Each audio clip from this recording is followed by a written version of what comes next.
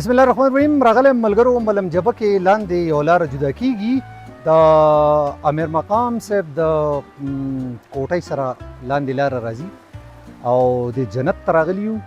دې ته وایي چشمه پوائنٹ.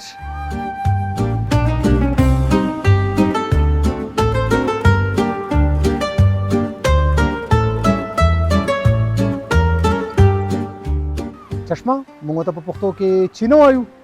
نو چینې ته راغلي یو. دا ښایسته منظرونه دي. نور منظرونه برته انشاءالله د دې سره د دې خپل خبرو سره به زه په منځ کې لګوم. تاسو به دا وینئ د دې په شانتې ښایسته ځایونه ډېر زیات کم میلاویږي. زما د ټیم ملګري مخکې لاړو، زه په هغو پسې ځم. خو ما وی چې دا پوینټ ډېر زیات زبردست دی چې دا تاسو ضرور وینئ، مزه ترې والی، دې ته راشئ.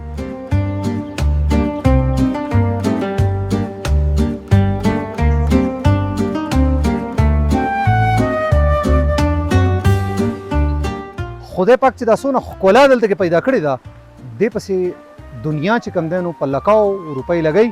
د هغه د ملک د ګرمو سیمو نه پسې راځي او دلته کې ثابت او ورځ تېروي.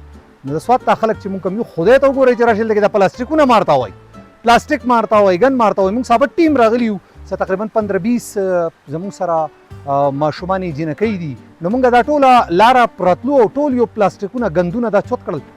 خدای ته وګورئ ګن ماچو.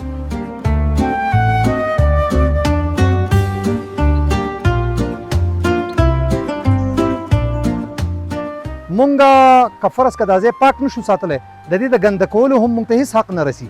نو پکار ده چې د دې ځای دا څونه ګنده ده تاسو چوت کوئ. مونږ د لاندې نه شروع کړې ده او د دې ځای پورې تقریبا 15-16 شاپرې، هغه غټ شاپرې چې دي هغه یو د ګن نه ډکې کړې. اوس په یو ځای ته ځو دا به ډسپوز کوو.